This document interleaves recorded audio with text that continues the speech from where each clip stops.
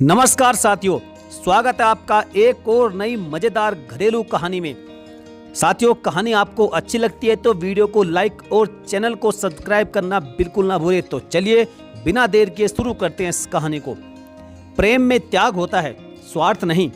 जो यह कहता है कि अगर तुम मेरे नहीं हो सके तो किसी दूसरे के भी नहीं हो सकते।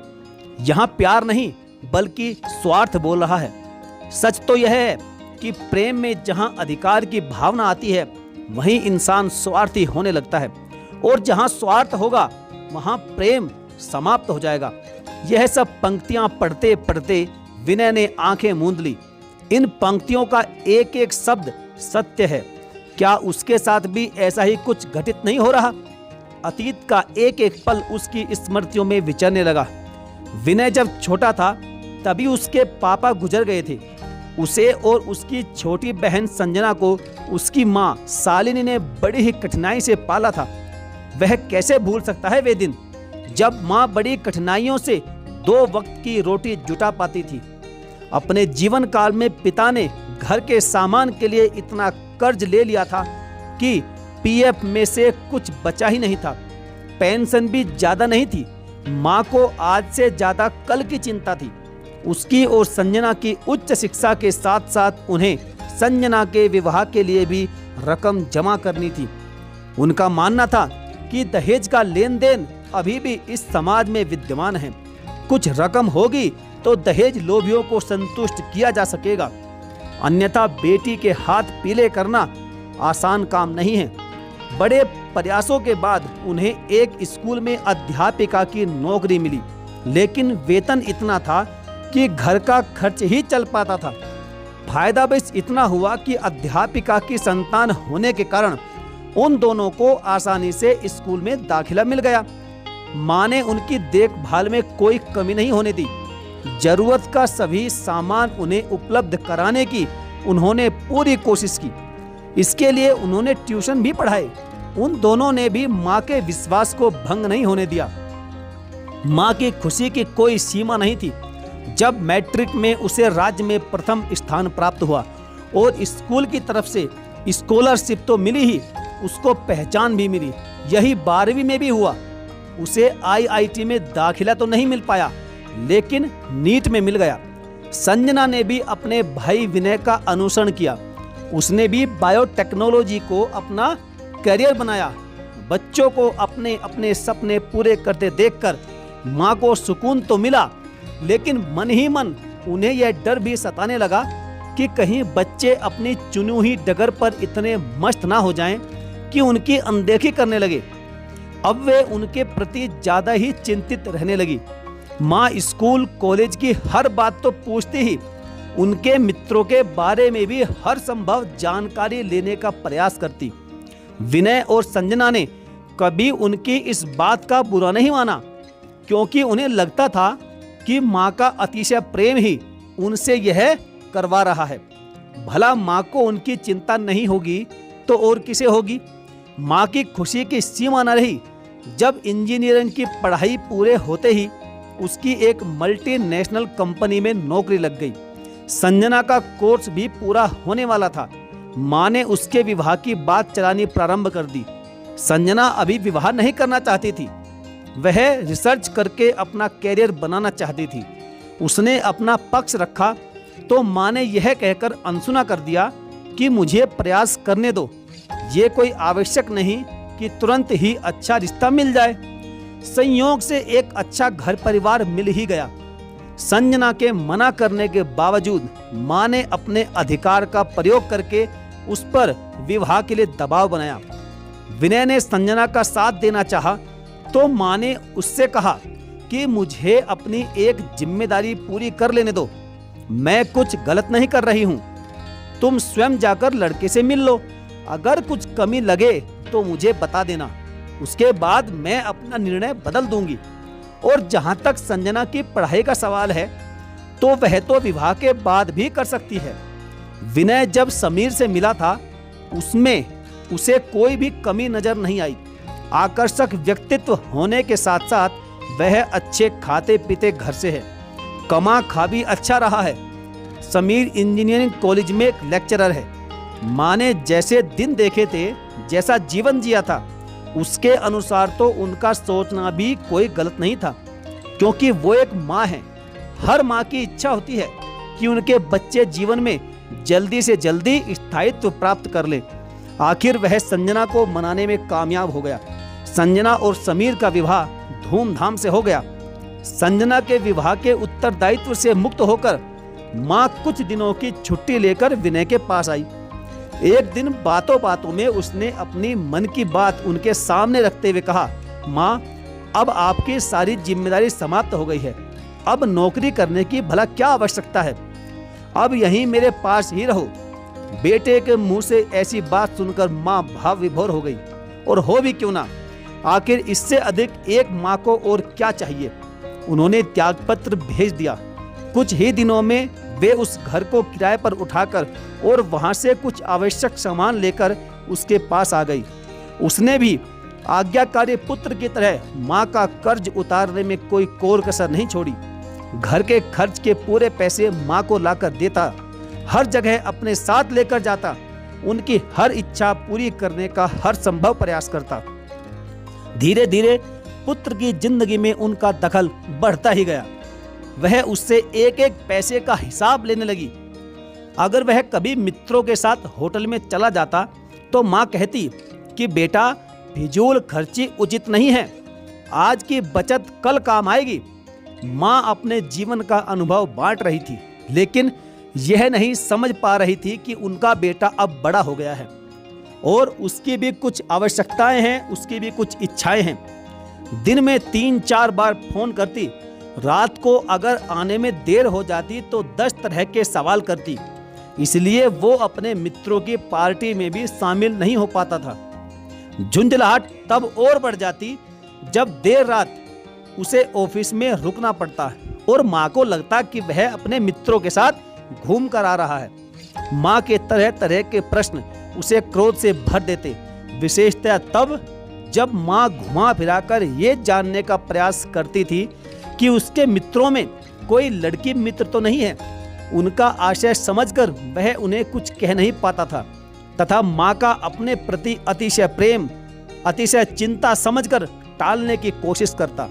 माँ का उसकी जिंदगी में दखल और माँ के प्रति उसका अतिशय झुकाव भांपकर ही उसके मित्रों ने माँ की पूंछ कहकर उसका मजाक बनाना शुरू कर दिया कि तू माँ की पूंछ है। कोई कहता, यार तू तो भी बच्चा है, कब तक माँ का आंचल पकड़कर घूमता रहेगा? आंचल छोड़कर मर्द बन मर्द, कुछ निर्णय तो अपने आप लेना सीख ले। अपने मित्रों की बात सुनकर उसका आत्मसम्मान डगमगाता, स्वाभिमान को चोट लगती, लेकिन चुप रह जाता। अब उसे लगने लगा था कि माँ का अपने बच्चे के प्रति प्यार स्वाभाविक है, लेकिन उसकी एक सीमा रेखा होनी चाहिए। बच्चे को एक स्पेस मिलना चाहिए। कम से कम उसे इस बात की तो छूट देनी चाहिए कि वह कुछ समय अपने हम उम्र मित्रों के साथ बिता सके। आज भी उसके मन में माँ का स्थान सर्वोपरि है। आखिर माँ ही तो है जिन्होंने केवल उसे न केवल जिंदगी दी है, बल्कि उसे इस मुकाम तक पहुंचाने में न जाने कितने ही कष्ट सहे हैं। फिर भी मन में तरह तरह के प्रश्न और शंका क्यों? वे अब भी जो कर रही हैं उसमें उनका प्यार छुपा है। माँ ने जीवन दिया है, अगर वो ले भी ले तो भी इंसान उनके कर्ज से मुक्त नहीं हो सकता। निदा फाजली ने यूं ही नहीं लिख दिया, मैं रोया परदेश में भीगा माँ का प्यार, दिल ने दिल से बात की बिन चिट्ठी बिन तार।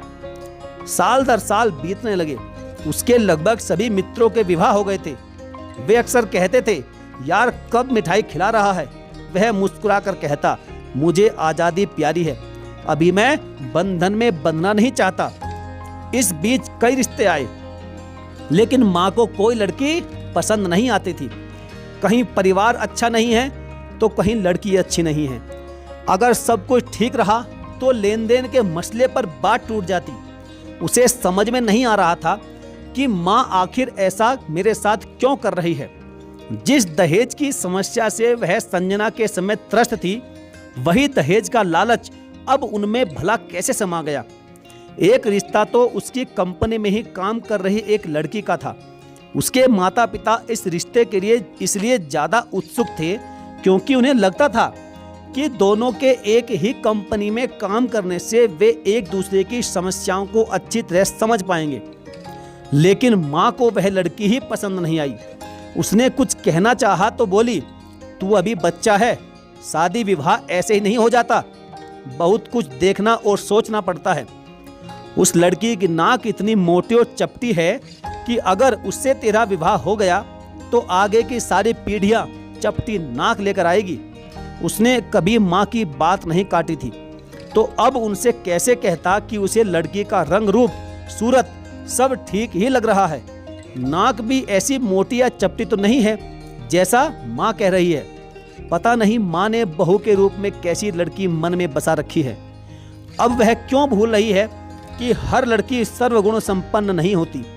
सच बात तो यह है कि वह इस रिश्ते के आने से पहले कई बार ऑफिस कैंपस में उस लड़की को देख चुका था। आंखें भी मिली थी, शायद चाहने भी लगा था। उस दिन वह बहुत ही निराश हुआ था। उसे अपना एक सपना टूटता महसूस हो रहा था, पर माँ के खिलाफ जाकर कुछ कहने या करने का प्रश्न ही नहीं था। वह सब कुछ सहन कर सकता था, लेकिन माँ की आंखों में आंसू नहीं। दिन यूं ही बीत रहे थे। बच्चों के स्कूलों की छुट्टी हो गई थी। माँ ने संजना को छुट्टियों में अपने घर बुला लिया तो उसे भी लगा कि चलो अच्छा है, दिल दिमाग पर छाई नीरसता से मुक्ति मिलेगी। संजना के आते ही घर में रौनक हो गई। उसका 2 वर्षीय बेटा दीप तो उसे छोड़ता ही नहीं था। मामा हमें यह चाहिए, मामा हमें वह चाहिए, और वह उसकी डिमांड पूरी करते करते थकता नहीं था। एक दिन संजना ने बातों बातों में कहा, भैया कब तक यूं ही अकेले रहोगे? अब तो भाभी को घर में ले आओ। आखिर माँ कब तक तुम्हारी गृहस्थी संभालती रहेगी? इन्हें भी तो आराम चाहिए। तभी उसकी जगह माँ ने उत्तर दिया, कोई लड़की पसंद आए तब ना, विवाह कोई गुड्डे गुड़ियों का खेल तो नहीं जो किसी से भी कर दें। संजना बोली, आखिर भैया को कैसी लड़की चाहिए मुझे बता दो, मैं ढूंढ लूंगी। तभी अचानक से माँ बात का रुख बदलते हुए बोली, अरे विनय, संजना को जलेबी बहुत पसंद है।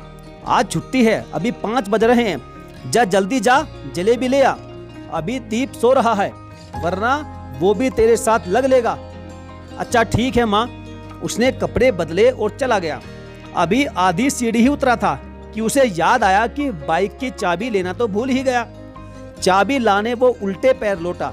वह घंटी बजाने ही वाला था कि माँ की आवाज सुनाई दी, तू बार बार विनय के विवाह के लिए मुझ पर क्यों दबाव डालती है?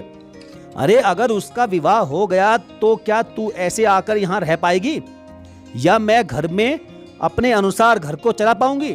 हर बात में रोक टोक मुझसे वह सहन नहीं होगा। तभी संजना बोली, लेकिन माँ यह तो ठीक है कि भैया तुमसे बहुत प्यार करते हैं, भला तुम इतनी स्वार्थी कैसे हो सकती हो? इस दुनिया में हर इंसान स्वार्थी है, फिर मैं क्यों नहीं बन सकती? मैंने इतने कष्ट झेले हैं, इतने दुख सहे हैं, अब जाकर कुछ आराम मिला है, फिर कोई आकर मेरे अधिकार छीन ले, यह मुझसे बर्दाश्त नहीं होगा। संजना ने आक्रोश भरे शब्दों में कहा, माँ अगर भैया को तुम्हारी इस भावना का पता चल गया तो क्या होगा? तभी माँ ने कहा, अरे पता कैसे चलेगा, यह मैं तुझसे कह रही हूँ। अब तुझ पर इतना विश्वास तो मैं कर ही सकती हूँ कि इस राज को राज ही रहने देगी। लेकिन माँ बस इस संदर्भ में मैं एक शब्द नहीं सुनना चाहती। तू अपनी गृहस्थी संभाल और मुझे मेरे तरीके से जीने दे। तभी संजना ने गुस्से में कहा, माँ अगर ऐसा था तो तुमने मेरा विवाह क्यों किया? तुम्हारे अनुसार मैंने भी तो किसी का बेटा छीना है। अरे तेरी बात अलग है, तू मेरी बेटी है, तुझे मैंने अच्छे संस्कार दिए हैं, अच्छी शिक्षा दी है। अब इससे आगे विनय से कुछ सुना नहीं गया। वह उल्टे पांव लौट गया। लगभग 1 घंटे बाद माँ का फोन आया। मन तो किया कि बात ना करें, लेकिन फोन उठा ही लिया। बेटे कहाँ हो तुम? कितनी देर हो गई, अभी तक नहीं आया, बहुत चिंता हो रही है। आज माँ के स्वर की मिठास पर उसे घृणा हो गई, लेकिन फिर भी आदतन सहज स्वर में बोला, कुछ दोस्त मिल गए हैं, नाश्ते पर इंतजार मत करना, मुझे देर हो जाएगी। अरे तेरे दोस्त भी तो तेरा पीछा नहीं छोड़ते। अच्छा जल्दी आ जाना, वरना दीप उठते ही तुम्हें ढूंढेगा। माँ का कई बार फोन आते देखकर उसने स्विच ऑफ ही कर दिया। लगभग शाम को लौटा तो माँ के तरह तरह के प्रश्नों के उत्तर में उसने सिर्फ इतना ही कहा कि अचानक बॉस ने बुला लिया था। उनके साथ किसी प्रोजेक्ट पर बात करते करते गहमा गहमी हो गई। आज प्लीज मुझे अकेला छोड़ दीजिए, बहुत थक गया हूँ। माँ को अचंभित छोड़कर वह अपने कमरे में चला गया और कमरा बंद कर लिया। माँ संजना से बोली, पता नहीं आज क्या हो गया इसे, आज से पहले तो इसने ऐसा कभी नहीं किया। संजना बोली, भैया कह रहे थे कि बॉस से कुछ कहा सुनी हो गई है, कुछ गहमा गहमी हो गई है। अब हो सकता है कि कुछ ऑफिस की परेशानी हो। अरे अगर कुछ परेशानी भी है तो ऐसे कमरा बंद करके बैठने से थोड़े ही ना हल हो जाएगी। आज तक तो हर परेशानी मुझसे शेयर करता था, फिर आज ऐसा क्या हो गया कि उसका व्यवहार अचानक से बदला बदला सा लग रहा है। कहीं उसने हमारी बात सुन तो नहीं ली। संजना बोली, अरे माँ तुम भी ना जाने क्या क्या सोचती रहती हो। खाने के समय माँ और दीदी दोनों उससे खाने के लिए कहने आई, लेकिन उसने कह दिया कि मुझे भूख नहीं है। मैंने उनके साथ ही खा लिया था। विनय जानता था कि उसके इस व्यवहार से माँ और दीदी दोनों आहत होंगी, लेकिन वह अपने आहत मन का क्या करे। मन नहीं लगा तो वह किताब लेकर बैठ गया। वैसे भी किताबें उसकी सदा से साथी रही थी। उसकी लाइब्रेरी शरद चंद्र से लेकर चेतन भगत, शेक्सपियर से लेकर हैरी पॉटर जैसे नए पुराने लेखकों की किताबों से भरी पड़ी थी। जब मन भटकता था तो वह किताब लेकर बैठ जाता। मन का तनाव तो दूर हो ही जाता, मन को शांति भी मिल जाती थी। किताब पढ़ते पढ़ते अचानक उसकी निगाह पुनः उन पंक्तियों पर पड़ी। तो क्या अब माँ के प्रेम में स्वार्थ आ गया है, जिससे उनमें एक अनचाहा डर पैदा हो गया है।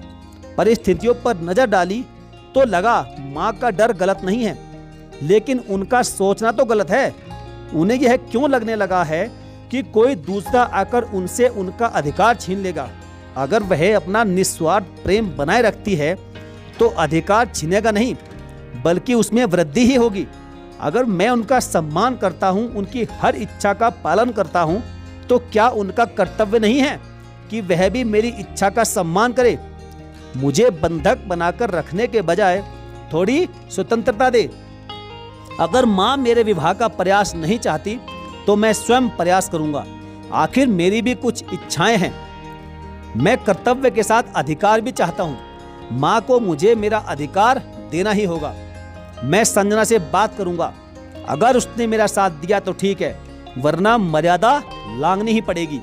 आखिर जब बुजुर्ग अपने ही अंश की भावना को न समझना चाहें तो बच्चों को मर्यादा लांघनी ही पड़ती है। इस विचार ने उसके मन में चलती उथल पुथल को शांति दी। घड़ी की ओर देखा तो रात के 2 बज रहे थे। वह सोने की कोशिश करने लगा। साल भर पश्चात विनय ने संजना और विशाखा के साथ अपने अपार्टमेंट के सामने कार खड़ी की। संजना ने कार से उतरकर कहा, भैया आप भाभी को लेकर आओ, तब तक मैं आरती का थाल सजाती हूँ। माँ ने दरवाजे पर अंजना को अकेला खड़ा देखकर प्रश्न किया, अरे अंजना, तू अचानक, ना कोई सूचना, ना कोई फोन, ना कोई खबर, और कहाँ है समीर और दीप? संजना बोली, हाँ माँ वे भी आ रहे हैं, लेकिन माँ अभी आरती का थाल सजाओ, भैया भाभी को लेकर घर आए हैं। भाभी? क्या कह रही है तू? वह ऐसा कैसे कर सकता है, और वह भी मुझे बिना बताए इतना बड़ा फैसला वो अकेला कैसे ले सकता है? ऐसा करते हुए एक बार भी मेरा ख्याल नहीं आया। क्या तू भी इसमें शामिल है? संजना बोली, हाँ माँ, मैं भी इसमें शामिल हूँ। माँ अगर अपना सम्मान बनाए रखना चाहती हो तो खुशी खुशी बहू का स्वागत करो। मैं आरती का थाल सजाकर लाती हूँ। और हाँ, तुरंत होटल नटराज के लिए निकलना है। अभी कोर्ट मैरिज तो हो चुकी है, लेकिन समाज की मोहर लगाने के लिए हमें वहाँ रिसेप्शन के साथ विवाह की रस्में भी पूरी करनी है। कार्ड बढ़ चुके हैं, थोड़ी देर में मेहमान भी आने शुरू हो जाएंगे। यहाँ कोई हंगामा ना हो, इसलिए समीर दीप को लेकर सीधे होटल चले गए हैं। जितनी तेजी से संजना का मुंह चल रहा था, उतनी ही तेजी से उसके हाथ भी चल रहे थे। क्रोध पर काबू पाते हुए माँ ने पूछा, पर लड़की कौन है और उसका परिवार कैसा है? संजना बोली, माँ मां से तुम मिल चुकी हो, भैया के साथ ही ऑफिस में काम करती है। ओहो, अच्छा विशाखा है। ओह विशाखा है वह लड़की। हाँ माँ, तुम्हें चपटी नाक वाली नजर आई होगी। लेकिन वह लड़की मुझे बहुत ही सुलझी हुई और बड़ी व्यवहारिक लगी। और सबसे बड़ी बात यह है माँ कि वह भैया की पसंद है। माँ बोली, हाँ हाँ, शादी से पहले हर लड़की सुलझी हुई ही नजर आती है। तभी संजना ने जवाब दिया, माँ अगर अब भी तुमने अपना रवैया नहीं बदला तो मेरी बात याद रखना, घाटे में तुम ही रहोगी। बच्चे बड़ों से सिर्फ आशीर्वाद चाहते हैं, उसके बदले में बड़ों को सम्मान देते हैं।